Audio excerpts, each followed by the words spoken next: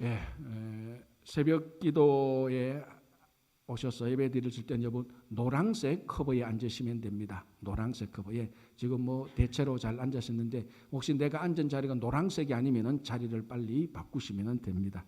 여기서는 다 보입니다. 이제 그 전에는 저분이 제대로 앉았나 안 앉았나 이제 헷갈리는데 지금은 딱 보면은 노란색이 아니구나 딱 이렇게 딱 보입니다. 이진영 장로는 그 노란색으로 앉아주시기 바랍니다. 예, 지금 오렌지 컬러 앞쪽으로 앉아주시기 바랍니다.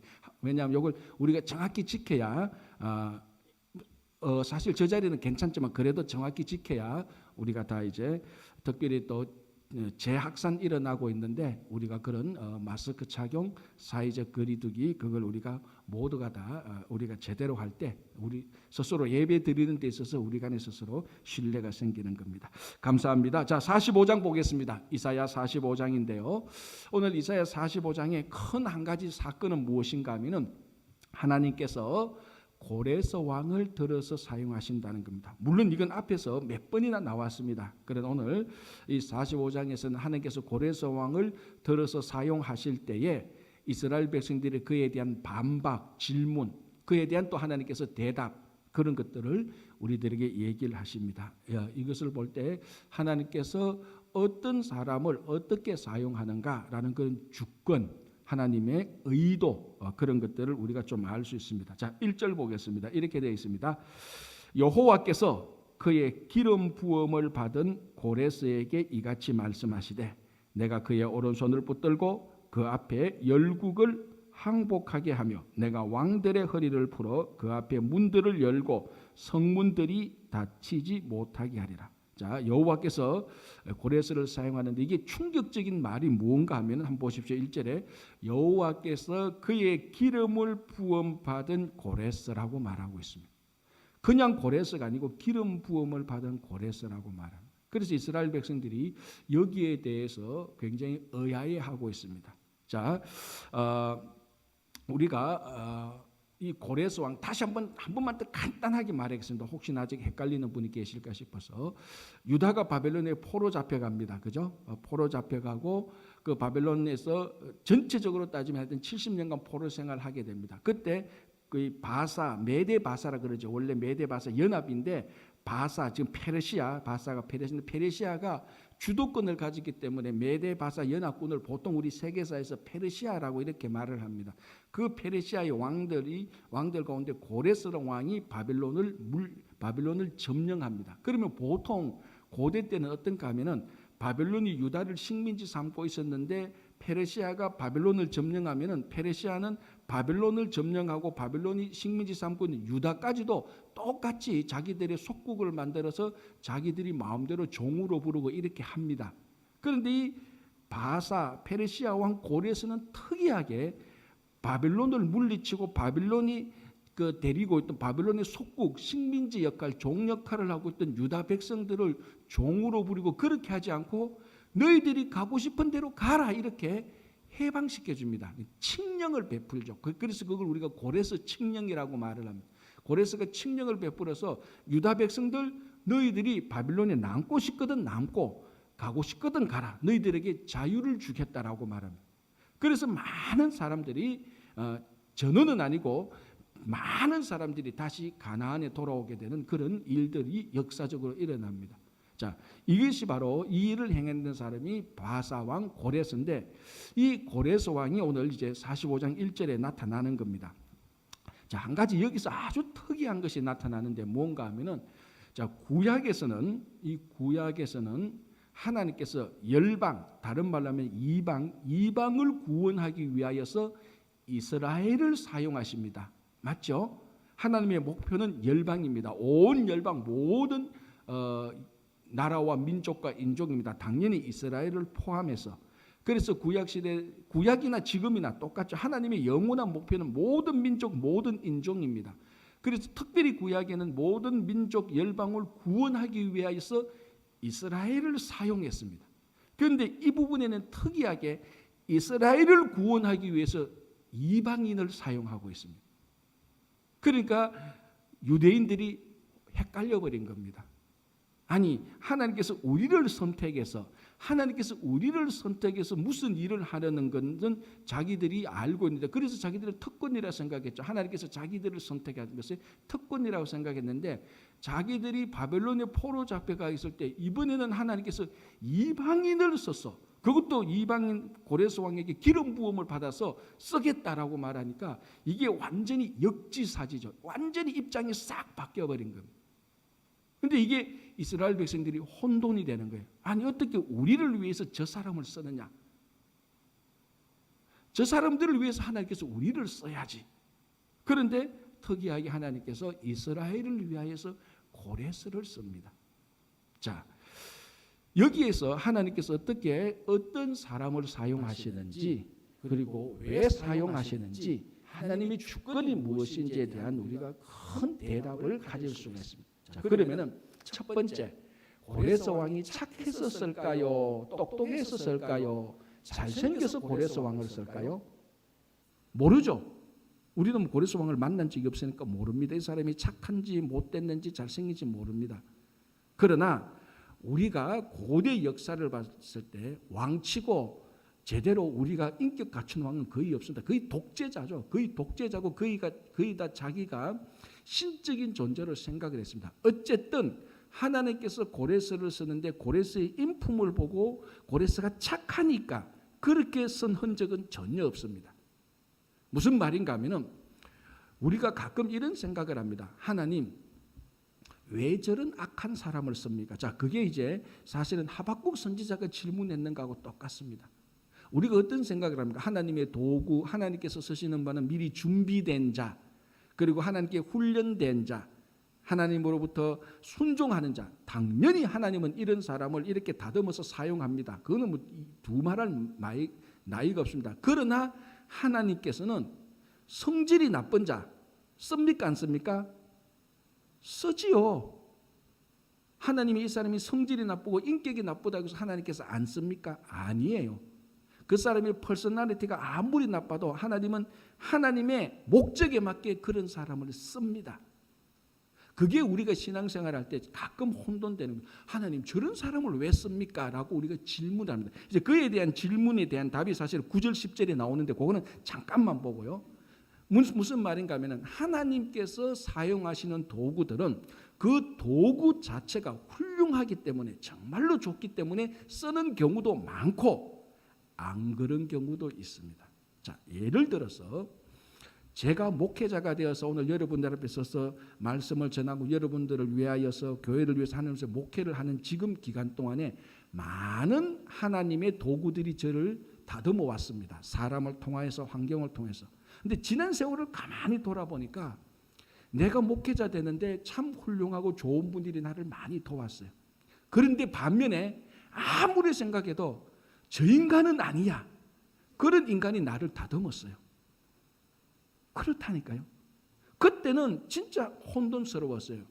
갈등이 있어요. 하나님, 왜 이런 사람을 내게 붙여가지고 내 목회하는데, 내 살아가는데 두 번 다시 이 사람하고는 내가 똑같은 하늘에 살기 싫다라고 했던 사람들이 지난 세월을 보면 몇 명이 있어요. 아주 소수로. 그런데 지나고 나니까 그 사람들조차도 하나님께서 쓰셔서 지금의 나까지도 만들어 주신다는 거예요. 그러니까 하나님께서는 그 사람이 똑똑하고 잘났고 잘 준비돼서 누가 봐도 이 사람은 정말로 훌륭하신 분이야 라고 하는 분도 쓰지만은 이 사람은 왜 이래? 이상한데 하는 분도 하나님을 씁니다. 그게 이스라엘을 위해서 고레스를 쓴 겁니다. 자, 지금까지는 열방을 위해서 자기들이 쓰임을 받았습니다. 이스라엘 민족이 특권을 가지고 있었죠. 그런데 지금은 입장이 싹 뒤바뀌어졌습니다. 이스라엘을 구원하기 위하여서 바사왕 고레스 이방인을 쓰고 있다는 것이. 그래서 하나님께서는 그래서 하나님께서 쓰시는 사람은 저 사람은 우리가 생각하기에 아닌데 그건 우리 생각이 아닌 것이지 하나님께서는 하나님의 그 목적에 맞도록 다 씁니다. 그러면은 하나님, 저런 악한 사람도 씁니까? 라고 말 때 하나님께서는 씁니다.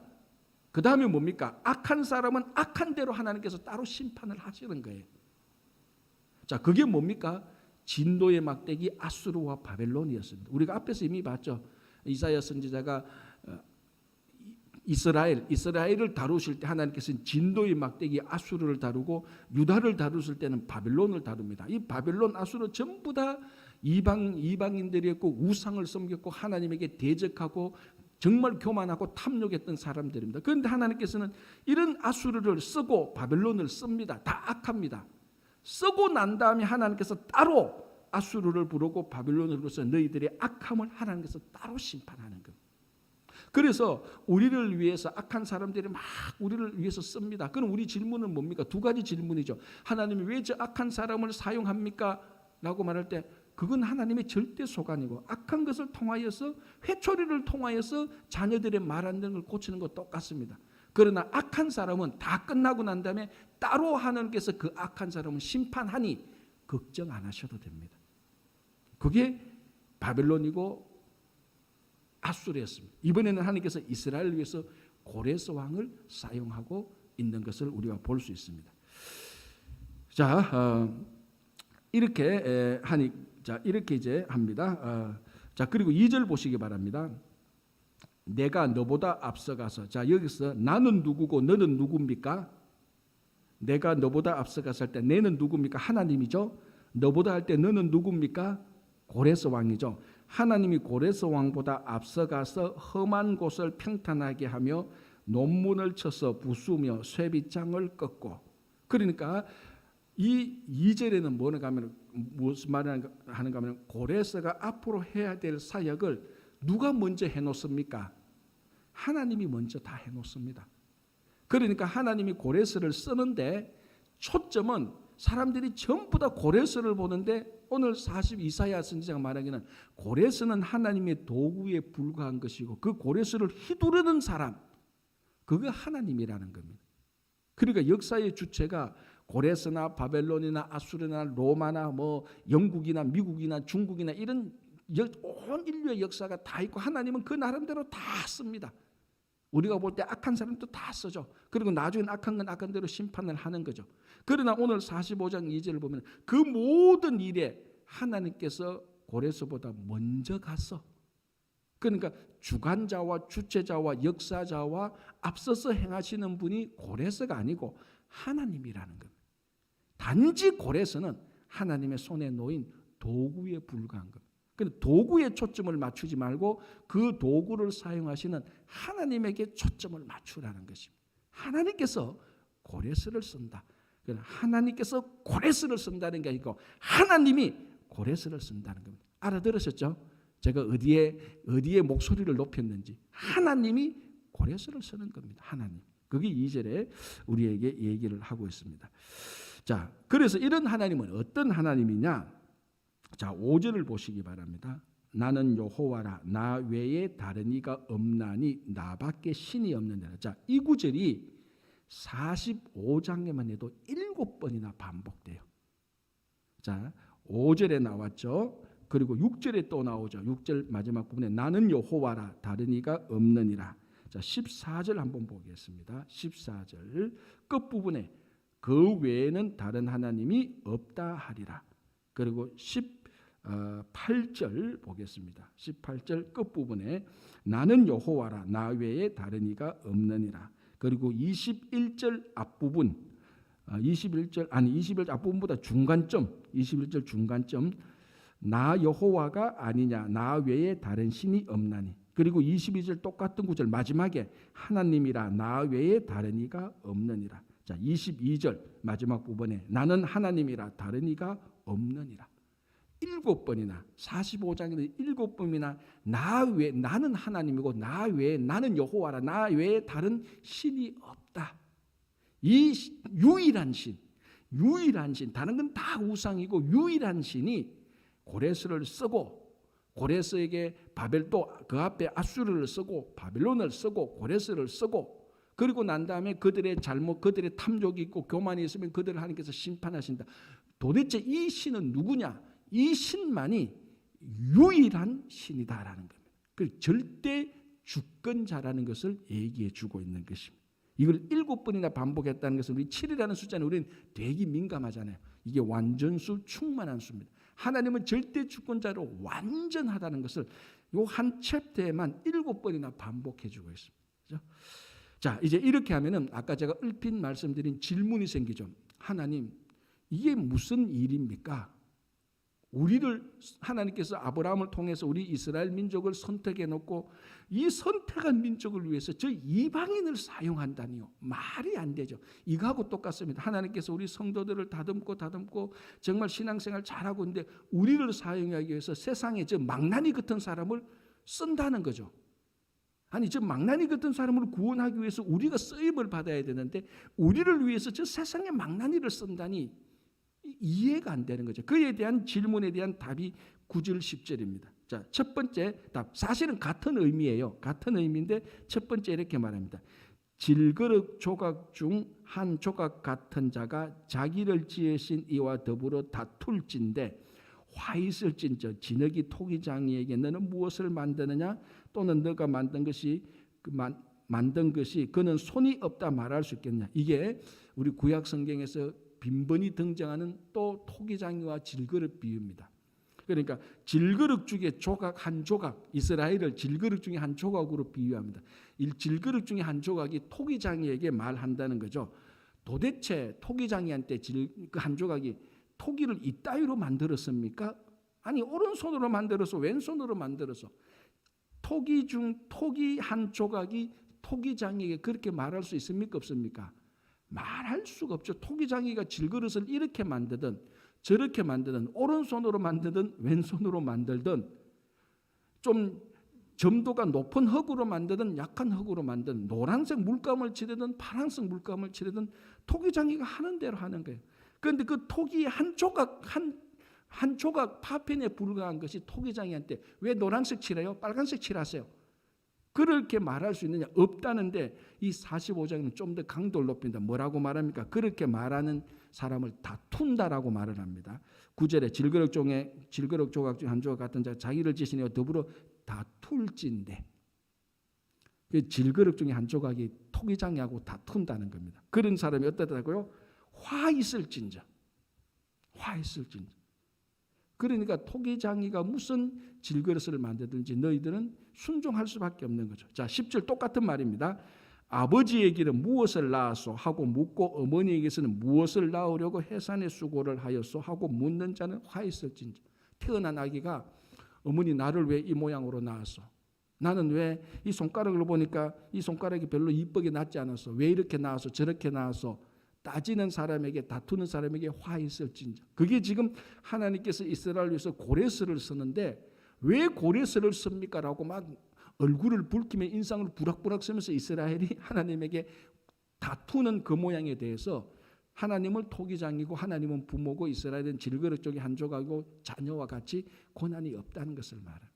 자, 여기서 우리가 세상의 역사와 세상의 그 돌아가는 그 논리하고 근본적으로 다른 게 나타나는 거죠. 우리는 이 세상의 역사와 세상의 근본적인 우리는 중심에 하나님을 두는 겁니다. 토기장이 되시는 하나님, 절대 고난을 두시는 하나님, 그 역사와 섭리를 다투시는 하나님께서 똑같이 내 인생도 그렇게 다툰다는 것, 내 인생도 그렇게 다루고 계신다는 것. 그래서 우리는 이런 하나님을 따지고 계산하고 논리로 조목조목 설명하기 이전에 제일 중요한 것은 하나님에게 순종하는 겁니다. 자, 진흙이 토기장이에게 순종 안 하면은 토기를 만들 수가 없습니다. 모든 진흙은 토기장이가 만드는 대로 토기장이가 솜씨를 부리는 대로 진흙은 그 솜씨대로 빚어지는 것입니다. 토기장이가 이렇게 돌리든 저렇게 돌리든 진흙은 그렇게 따라갈 수밖에 없습니다. 그래야 토기장이가 의도한 대로 빚어지는 것입니다. 하나님께서 우리 한 사람 한 사람을 다룰 때, 가정을 다룰 때, 교회를 다룰 때, 크게서 역사를 다룰 때 하나님께서 휘젓는 손길에 순종해서 가다 보면 그게 가장 아름다움이 있고 가장 멋진 게 있고 가장 하나님의 뜻을 알 수가 있습니다. 거기에 순종 안 하고 따지고 계산하고 공격하다 보면 토기가 만들어지지도 않고 토기장이의 뜻도 이해하지 못하고, 그게 이제 소위 말하는 똑똑하고 잘났다가 하는 사람들이 하는 겁니다. 아무리 토기가 잘나다 해도 토기장이를 앞지를 수는 없는 것이죠. 그죠? 자, 이제 이렇게 해서 계속해서 하나님께서 고레스를 사용하는 것들을 얘기하고 있는데 이 45장에 아주 특별한 문구가 하나 나타납니다. 사실 이 문구 때문에 많은 사람들이 오랫동안 시달렸어요. 도대체 이런 하나님이 뭐냐? 그게 이제 15절입니다. 구원자 이스라엘의 하나님이여 진실로 주는 스스로 숨어 계시는 하나님이시니이다 라고 말하고 있습니다. 자, 여기에 하나님을 어떤 하나님이라고요? 숨어 계시는 하나님이다라고 말합니다. 하나님이 왜 숨어 계시냐? 뭐 잘못했냐? 숨바꼭질 하시는 분이냐? 여러 가지로 질문을 하고 있는데, 그래서 우리 이런 것들을 쭉 보면요, 이 숨어 계시는 하나님에 대해서 몇 가지로 정리를 할 수 있습니다. 왜냐하면 가끔 우리도 신앙생활하다가 하나님이 아무 말 안 하고 침묵하고 계실 때가 참 많잖아요. 이 코로나 팬데믹이 쭉 이렇게 지나고 있는데 우리 주변에 사랑하는 사람들이 아프고 힘들 때 하나님이 적각 나타나서 고쳐주고 이렇게 번번이 나타나서 우리하고 함께 우리에게 리스판스를 했는데 마치 어떨 때는 하나님이 안 계시는 것처럼. 그래서 때로는 이런 생각도 들잖아요. 내가 20년 30년 하나님을 혹시 잘못 믿은 거 아니야? 내가 하나님에게 속은 거 아니야? 그런 생각이 가끔 들 때가 있어요. 왜? 하나님이 안 나타나니까. 가장 대표적인 사람이 누구였죠? 욥이었죠. 욥이었잖아요. 욥이 잘못한 거 없이 계속 고통을 당하고 있는데 주변에 자기만큼 의롭다고 생각하는 세 친구가 와서 욥이 너의 잘못을 말해보라. 넌 분명히 잘못했기 때문에 고난을 당하고 있지 않느냐. 그러니까 욥이 하나님 앞에 들고 나갑니다. 하늘의 재판장까지 가서 하나님 어디 계십니까? 의로운 재판장 되신 하나님 계시면 말씀해 보십시오. 하나님이 마지막까지 대답 안 합니다. 숨어 계시는 하나님이, 안 보이는 하나님. 그래서 욥이 중간중간에 절망도 하고 좌절도 합니다. 사실은. 그러나 결국 마지막에 하나님께서 나타나셔서 그 모든 상황을 다 정리해 주거든요. 그러니까 그 전까지는 숨어 계셨던 하나님, 안 나타나는 하나님. 지금도 여러분들이 응답에 하나님께서는 대답 안 하시고 여러분들이 원하는 만큼 하나님께서 인도 안 해주실 때 오늘 이 45장에서 말하는 하나님은 마치 숨어 계시는 하나님. 이것이 굉장히 길어지면 믿음이 약한 자들은 실제로 낙담할 때가 있습니다. 하나님 없구나. 내가 교회 가서 기도했는데 내가 하나님 이렇게 찾았는데 하나님 전혀 내게 안 나타났어. 전부 다 예수 믿는 사람 전부 다 속고 있어. 거짓말이야. 역사가 우리를 속이고 있어. 그렇게 말할 수 있는 부분이 숨어 계시는 하나님. 자, 결론적으로 말하자면 숨어 계시는 하나님 속에 있는 가장 명백한 사실이 뭡니까? 가장 명백한 사실. 여기에 사실은 아이러니인데요. 숨어 계시는 하나님에게서 영원 불변한 진리가 뭡니까? 하나님이 계시다는 거예요. 그렇잖아요. 숨어 계시다는 것은 숨어 있어서 그렇지 하나님은 반드시 존재하고 계시다는, 그러니까 숨어 있다는 그거보다 더 큰 대명제가 있습니다. 대전제가 뭐냐? 하나님은 계신다는 겁니다. 단지 계시는 방법이 숨바꼭질하는 것처럼 우리 눈에 안 보이고 내가 만질라 그래도 안 만지키고 아무리 찾아봐도 안 보이고 아무리 고함쳐도 대답하지 않는, 그러나 숨어 계시기 때문에 그 하나님은 계신다는 거예요. 자, 그러면 왜 숨어 계시는 하나님이냐? 첫 번째, 처음에 인류는 여호와 하나님만이 유일이신 줄을 몰랐습니다. 그렇잖아요. 그때 하나님께서 이스라엘을 들어서서 아브라함을 통해서 이스라엘을 들어서서 하나님이 계시다는 것을 스스로 이스라엘을 통하여서 율법을 통해서 보여주시기 전까지는 모든 인류 속에, 이스라엘을 빼고는 모든 인류 속에 하나님은 숨어 계시는 하나님과 같았습니다. 안 보이는 거예요, 자기들 눈에는.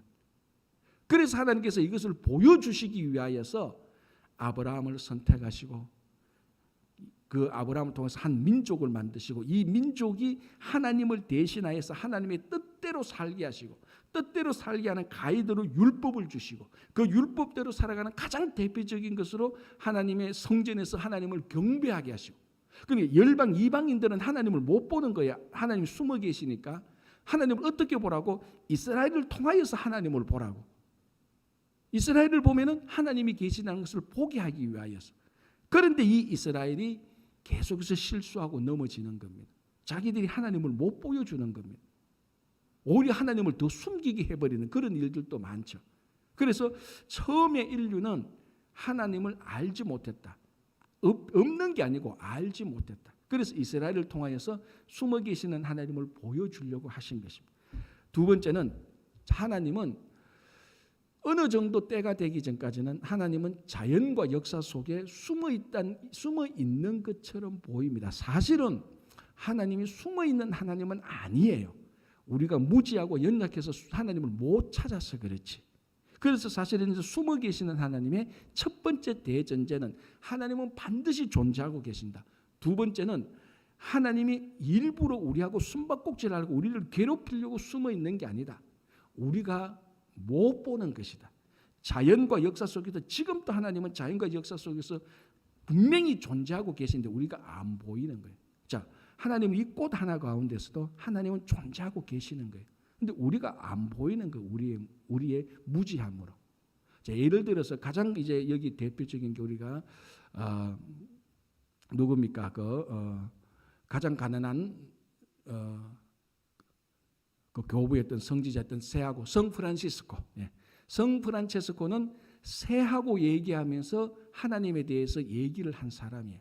새가 노래하는 것을 통해서 이 새가 하나님께 영광을 돌린다는 것을 그 성프란체스코는 직접적으로 그걸 공감한 겁니다. 그만큼 영적으로 민감해진 거죠. 그런데 다른 사람들은 새를 통해서 새가 지저귀는 걸 통해서 이 새가 진짜 하나님께 영광을 돌린다. 누가 얘기하니까 그럴 수도 있겠다. 이 정도이지. 그 새가 지저귀는 소리를 통해서 하나님의 영광을 듣지 못했습니다. 자연과 역사 속에 그리고 우리의 일상 속에 하나님이 계시는데 우리가 그걸 못 본 겁니다. 그걸 숨어 계시는 하나님 것처럼 표현한 거죠. 세 번째는 인간의 탐욕과 교만 때문에 하나님이 우리와 함께 있는데도 못 보는 거예요. 그래서 하나님께서 직접 하나님께서 독생자 예수 그리스도를 보내서 임마누엘 하나님 우리에게 보내주셨습니다. 자, 그래서 33년 동안 우리가 살고 있는 이 역사에 예수님께서 함께 하셨어요. 실제로. 그런데 그 실제로 함께 하셨을 때 예수님을 제대로 알아본 사람이 있었습니까? 아무도 없었어요. 부활하기 전까지. 제자들조차도 진짜 제대로 예수님의 모습을 몰랐습니다. 특별히 바리새인, 사두개인들, 종교 지도자들은 예수님을 사탄이라고 불렀잖아요. 바알세불이라고 불렀습니다. 그러니까 인간의 탐욕과 교만과 무지로 인하여서 하나님이 자기들과 함께 있는데도 못 본 겁니다. 숨어 계시는 하나님으로 보인 겁니다. 그러니까 하나님께서 하나님께서 없는 것도 아니고 하나님께서 우리와 함께 안 한 것도 아니에요. 숨어 계시는 하나님은 우리 눈에 그렇게 보이는 겁니다. 우리의 탐욕과 교만과 무지로 인하여서 우리 삶을 알지 못해서 하나님을 섬기고 싶은 순종함의 마음이 결여돼서 보이는 겁니다. 그러나 여기서 계속해서 말씀드린 숨어 계신 하나님은 반드시 존재하고 계시고 우리와 함께하고 있습니다. 이 말은 굉장히 역설적인 표현이죠. 그래서 이 45장에서 스스로 숨어 계시는 하나님, 숨어 계신 하나님의 것은 우리와 함께 하시고 우리의 무지와 탐욕으로 못 보고 있다라는 것을 그런 것들을 얘기하고 있습니다. 자, 간단하게 마지막 부분을 볼게요. 20절부터는 구원을 베푸시는 하나님입니다. 지금 고레스를 통하여서 하나님께서 이스라엘을 구원하시려고 했지 않습니까? 그 하나님은 어떤 하나님, 어떤 구원이냐? 자, 22절 보겠습니다. 땅의 모든 끝이여 내게로 돌이켜 구원을 받으라. 하나님은 이스라엘을 구원하기 위하여서 이스라엘을 선택한 게 아닙니다. 하나님은 모든 땅의 끝까지 모든 열방을 구원하기 위하여서 이스라엘을 먼저 선택했고 먼저 구원하신 것입니다. 그래서 하나님은 구약에도 계속해서 땅끝까지 복음이 전하는 것을 원했던 것이고요. 자, 두 번째 24절 보겠습니다. 내게 대한 어떤 자의 말에 공의와 힘은 여호와께만 있나니. 공의와 힘. 자, 구원자는 구원할 수 있는 능력이 있어야 됩니다. 구원하고 싶다고 해서 다 구원하는 거 아니죠. 구원할 수 있는 능력이 있어야 되고 그 구원이 정당해야 됩니다. 그러니까 구원의 정당성과 구원할 수 있는 능력. 그래서 그건 하나님께만 있습니다. 왜? 하나님만이 전지전능하시고 하나님만이 완전하게 의롭기 때문에 그랬습니다. 의로운 구원이죠. 가장 정당한 구원입니다. 그리고 이 구원을 행할 수 있는 능력은 하나님에게만 있는 것입니다. 우상은 그렇게 할 수 없는 것. 자, 마지막으로 한번 보겠습니다. 25절 이스라엘 자손은 다 여호와로 말미암아 의롭다함을 얻고 자랑하리라. 뭘 자랑하는 겁니까? 하나님으로부터 의롭게 된 것을 자랑하는 겁니다. 하나님이 나를 의롭게 해주셨다는 것을 자랑하는 거예요. 내가 열심히 노력하고 수고해서 내가 구원을 얻었고 내가 똑똑하고 그게 아니고 하나님께서 해주신 그것을 자랑하는 것. 더 간단하게 말하면 하나님을 자랑하는 거죠. 하나님이 해주셨으니까. 그래서 우리의 영원한 자랑은 하나님입니다. 오늘도 구원받은 여러분들이 이 구원에 대한 감사함과 하나님을 자랑하고 하나님께 영광을 돌리는 하루가 되시기를 바랍니다. 기도하겠습니다. 주님 감사합니다. 우리의 탐욕과 무지와 교만으로 인하여서 숨어 계시는 하나님 같지만 하나님께서 우리와 함께 하셨고 하나님 오늘도 우리를 돌보신다는 것을 기억합니다. 특별히 하나님은 고레스와 같은 사람도 사용하셨듯이 하나님의 역사를 통해서 하나님께서 모든 사람을 사용해 주시고 특별히 우리 성도들은 하나님께서 선하게 사용하여 주시옵소서. 하나님의 구원을 위하여서 선한 도구가 되게 하여 주시옵소서. 우리 가운데 김영만 장로님 주님께서 치유하여 주시고 그 외에 연약함과 어려움과 힘든 시기를 보내고 있는 모든 성도님들 또 주님께서 온전히 인도해 주실 것을 믿으며 감사하오며 예수님 이름으로 기도합니다. 아멘.